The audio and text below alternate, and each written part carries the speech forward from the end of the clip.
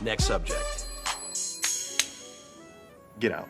In today's overabundance of online dating advice catered to guys who don't quite know how to get the girl, it's curious that 2005's Hitch has aged in a surprisingly nuanced way. Featuring a charming Will Smith in his prime and Kevin James as the avatar for every classically schlubby guy, the movie marketed itself as a rom-com about the secrets of dating. Tell her she's everything you never knew you always wanted. Any problems, give me a call. I've always loved a good rom-com, and Hitch was one of my favorites from the 2000s. But in hindsight, a movie about a dating coach helping guys manipulate unsuspecting women feels off. And it made me wonder, in horror, if it was a precursor to the widespread popularity of pickup artists in our modern day hellscape of manosphere content. But after watching it again, I was kinda surprised by how the film tackled the concept of dating and our preconceived notions about romance. Sure, not every joke lands, and there are plenty of dated generalizations, but at its core, there's something really unique and genuine about the film's approach. So in this video, I want to discuss how the movie subverted its own marketing, and ended up being a commentary on the slippery slope of pickup artistry and the struggle to find real connections in the modern world.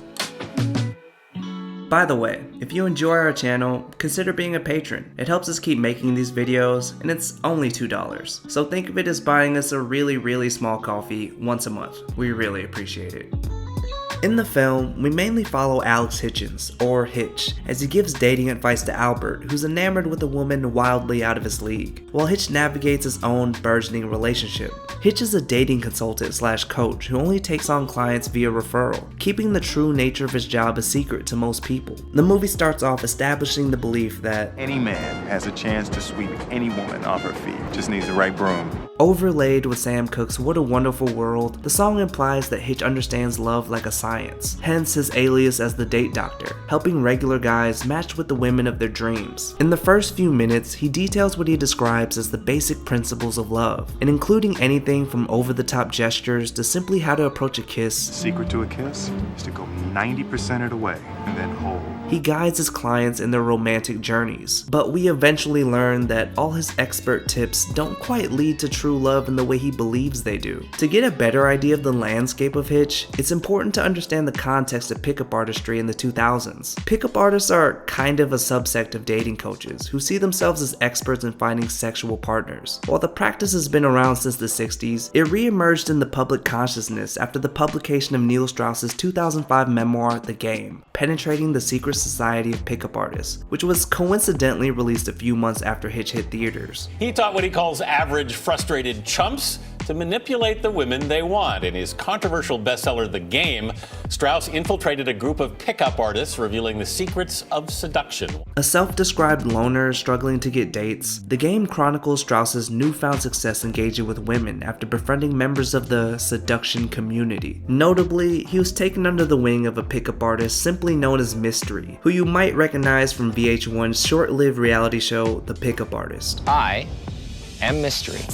Mystery is representative of a lot of pickup artists at the time, who all seem to have ridiculous names while dressing like they were styled by Tommy Wiseau. But according to the book, through their pseudo-scientifically proven methods, these average-looking guys somehow consistently found success talking to women. Are you ready to know the 5 attraction switches that exist in every woman ubiquitously? Sometimes through doing magic, and sometimes through more questionable tactics. I want them in a controlled environment where I can escalate it into a sexual scenario. While classic pickup artistry is kind of laughable and sometimes scummy, it's not entirely unthinkable that so many people seriously consider the advice. They offer a playbook on how to navigate situations that are often nerve-wracking. And speaking as someone who also struggled in this realm in early adulthood, I get how having a cheat sheet can make talking to women much less daunting. These pickup artists don't just aim to appeal to women, they also appeal to the men who struggle to talk to women. Everything I ever read is about a lonely, frustrated guy. That was the literature I related to my whole life. And here were the guys who were the opposite. They had it figured out. So the next step was meeting those guys. And their strategies seemed to work well enough. In researching their methods, I found tons of men claiming how much their lives changed after they implemented their advice. At the core of these strategies, they're essentially being taught basic social skills that don't necessarily just apply to picking up women. But more on that later. Knowing all of this, it's interesting how Hitch is very deliberate in separating his titular character from our idea of a typical pickup artist. After all, plenty of people maintain there's an important distinction between pickup artists and legitimate dating coaches. Pickup artists just want to hook up with women, while Hitch aims to help men find true love. He even rejects a potential client who just wants to score a one-night stand. Excuse me? But the distinction the film tries to make between Hitch and pickup artists is a little murky. While he introduces himself as an expert on love, the opening scenes frame consummation as the ultimate moment of triumph. This framing contrasts Hitch's philosophy on love, but it also highlights the flawed nature of it. We later learn he's a bit of an unreliable narrator. She's lying to you. You understand me? Lying. Having a misguided understanding of human connection that he has to let go of by the end of the film. This ideological upheaval starts with his new client, Albert Brenneman. Because I'm cool? No. I know, I'm not. Albert is a dorky klutz who's hopelessly in love with Allegra Cole, a celebrity his accounting firm represents. Hitch takes Albert under his wing and teaches him how to play the role of a bold and sophisticated man who can accompany a woman of her stature. And while Hitch is genuine in providing his services, he works to conceal his client's awkward and seemingly unappealing characteristics until they're almost entirely different people. You is a very fluid concept right now. On the surface, it doesn't sound that nefarious. There's nothing wrong with wanting to present the best version of yourself, especially early on. But as Hitch charges his clients a large fee, changes the way they dress, offers play-by-play breakdowns of what to do on their dates, and even fabricates spontaneous moments, he echoes many of the same deceitful methods employed by pickup artists. This, along with the fact Hitch avoids meaningful relationships in his personal life in favor of surface-level encounters or grand gestures, leaves us with the question, is this charming dating consultant we've been following throughout the film actually just a pickup artist? I'm not someone who likes to get involved past a certain point. His tragic backstory certainly mirrors that of many self-proclaimed pickup artists, who describe themselves as previously being nerdy and socially awkward.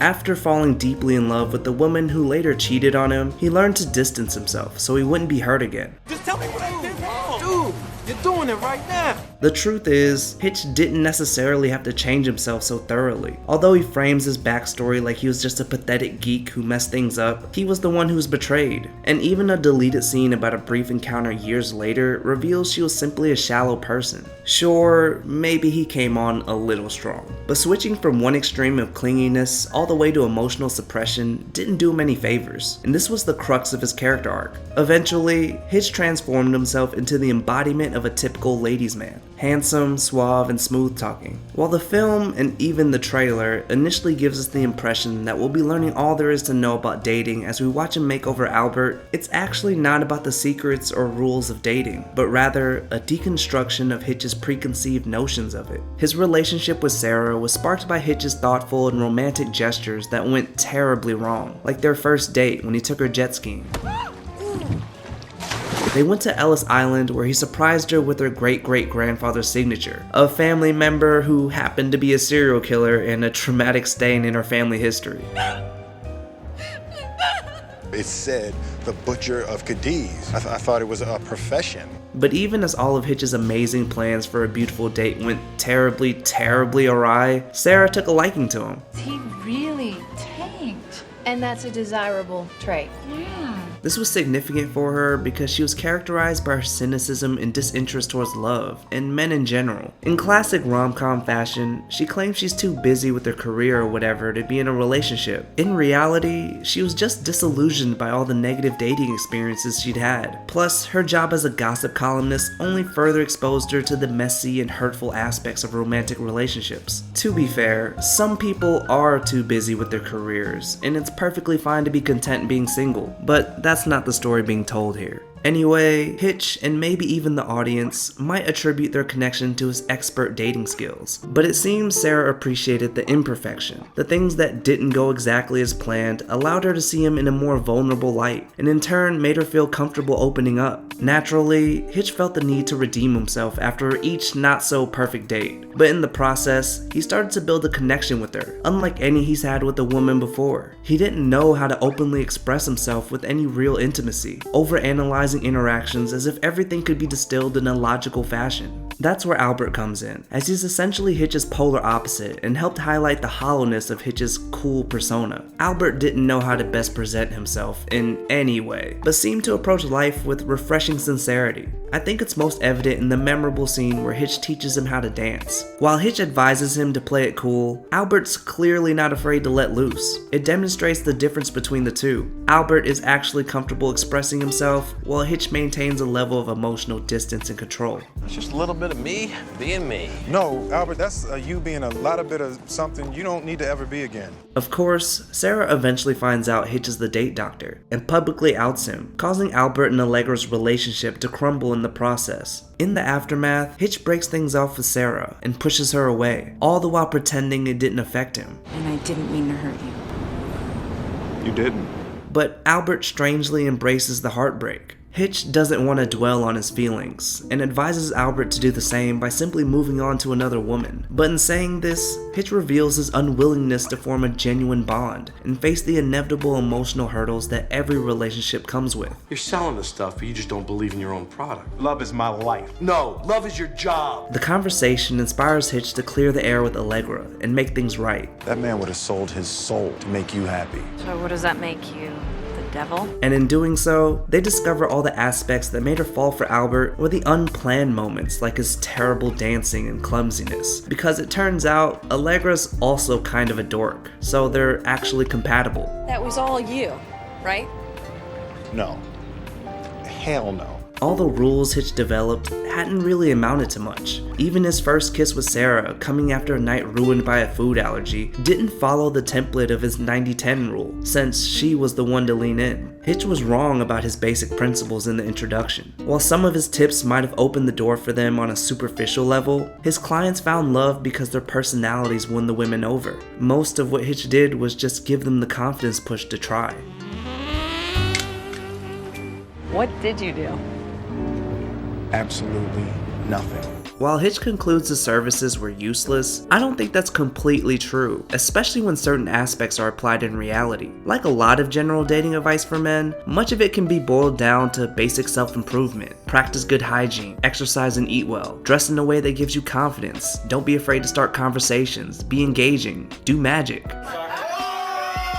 There's nothing wrong with this advice, and it's how most of these practical dating guidelines start out. Does it ever occur to women that maybe a guy might like to have a plan? You know, because he's nervous. Like Hitch said, it's reassuring to have some sort of plan, especially if one struggles with social interactions. And be yourself isn't helpful advice if you're trying to work on being a more sociable or considerate person. She does want the real you. She may not want to see it all at once, but she does want to see it.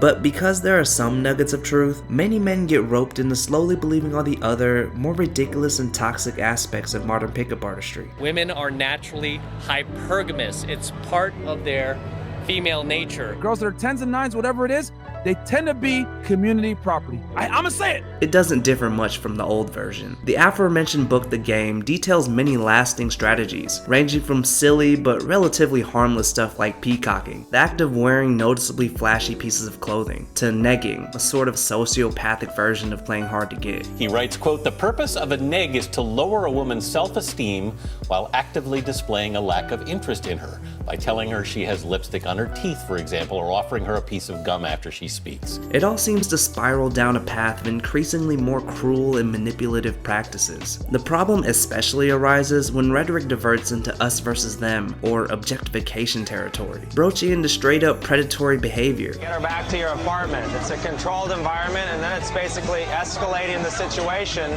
until she and I are sexualized. While we might be able to see how obviously creepy this guy is, as he literally describes cornering a woman as his strategy, it's clear by simply looking at the video's comments that many men defend, excuse, and outright celebrate his actions. When this sort of approach develops into a pattern, women become something entirely dissimilar from themselves, almost like a different species, and interactions with them become purely transactional. It's why so many prominent voices in the manosphere/alpha male community seem to talk about women the same way you would talk about a pet. You have to train bad habits out of your woman. Reality is this.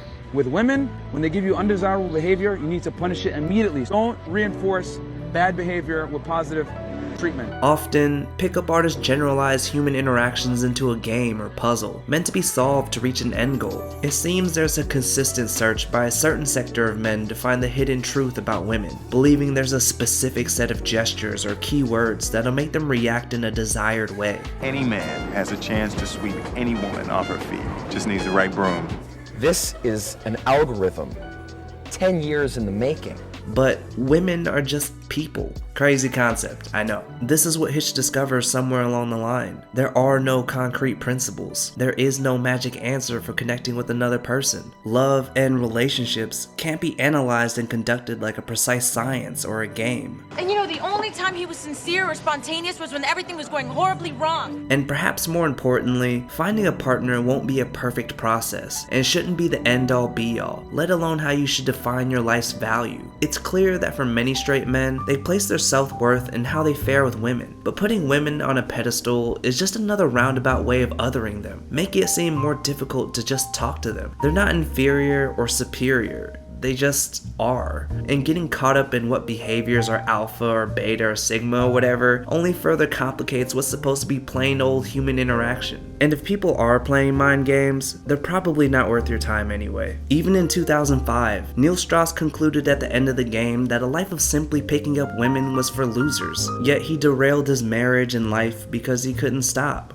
It reflects how easy it is to fall into this trap of viewing romance, sex, and even women in such a transactional way. What may start off as innocent enough advice can eventually give way to a slippery slope of viewing women as some prize to be won, or worse, as subhuman. Most of these pickup artists probably think of themselves the same way Hitch does, simply someone trying to help men feel better about themselves through self-improvement. But the issue is, they're not like Hitch. While he had plenty of misconceptions about dating and even himself, he ultimately respected the women he talked to. So while I've spent a good amount of this video arguing that Hitch was like a pickup artist, he doesn't necessarily share the misogynistic views common in the community. You help guys get in there. Here's the thing. My clients actually like women. In the scene where Sarah publicly outs Hitch as the date doctor, while the film frames it as a moment of clarity where she realizes Hitch isn't quite the scumbag she thought he was, neither of them are totally wrong. Sarah is right to be hesitant in opening up to men, as creeps like Vance and this guy show how common these negative experiences are, and why women would be wary of interacting with them in the first place. Sometimes it's really hard to see the forest through the sleeves. Guys like this are disingenuous, manipulative, and just pathetic. But Hitch isn't wrong in that legitimately good guys often struggle to stand out in the sea of douchebags and build a connection with mutual trust and respect. And to be clear, I'm not talking about the fake nice guys who aren't actually as nice as they think they are. Are you always so shut down and afraid the right man might make you feel like a natural woman? Anyway, it's important to find healthy ways to build connections, rather than coming in with specific expectations and using one-liners and cheap tricks. I couldn't help but notice you look a lot like my next girlfriend. Love, and simply connecting with people in general, is often difficult to understand, and even harder to succeed at. That's a harsh truth we kind of just have to work with. Hitch wasn't malicious in developing his views on dating, he was just mistaken about what really constitutes love. The same can be said for many men who fall into the trap of one-size-fits-all kind of thinking. Tips from dating coaches aren't inherently unethical. There's plenty of solid advice out there, so while it's important to condemn people who spread harmful ideas about relationships, women, and masculinity, I think it's equally important to promote healthy alternatives that are grounded in nuance and realistic expectations, so I've linked a few in the description. Hitch teaches lessons to his clients based on being present with the person they're with and recognizing social cues. That means that 90% of what you're saying ain't coming out of your mouth. Concepts like being thoughtful and observant can't be replicated with memorized lines and one-size-fits-all scenarios, but from genuinely paying attention to someone. And genuine is the key word. Listen to what she is saying and respond. In the scene where Hitch meets Sarah, we see the juxtaposition of someone stubbornly trying to talk at a woman rather than with her. Chip, seriously, that was not code for I wish you'd try harder. While our guy Chip persisted in talking to her and ignored her rejection, Hitch picks up on her cues and shortly leaves her be. And if that wasn't clear enough, there's always the fuck off that you have stamped on your forehead. Clearly, Hitch wasn't completely off base with his dating advice and expertise, as he legitimately helped his clients get noticed by their love interests. Would you have noticed him otherwise? Yes. Really? Eventually, maybe. But in devising all these generalizations, he just needed to learn to be more genuine and let his guard down. So fittingly, when he made a mad dash to Sarah to win her back, for once, instead of reciting the perfect platitude for the moment, he rambled incoherently. You know, and like we just, you know. In speaking from the heart, and also jumping on top of a moving car, Hitch really embarrasses himself. He lets loose and lays bare his soul, no longer hiding behind the facade of a sweet-talking perfect guy. For once, he was just being real. While it's useful to learn how to best present yourself and read social cues, human connections don't happen through recycled jokes and targeted interactions. At its core, the film was about the difficulties of modern dating, and all the ways men and women get in their own way of finding love. There aren't really any tricks or shortcuts or rigid rules in developing a genuine connection with someone. But at some point, you just gotta risk the embarrassment and try. Basic principles. There are none. Hey guys, thanks for watching the video. I had a lot of fun writing it, and I was totally surprised every time I found out something new about pickup artists and the guys that buy into it. I feel like they get attacked online a lot, so I tried to look at it from an empathetic point of view. But let me know what you guys think about Hitch, pickup artists, the manosphere. Also, for the second straight year, we'll be doing our weekly Halloweeny videos in October. So keep an eye out for a poll so you can decide what you want to see at the end of the month. But until then, I'll see you guys next time. Peace.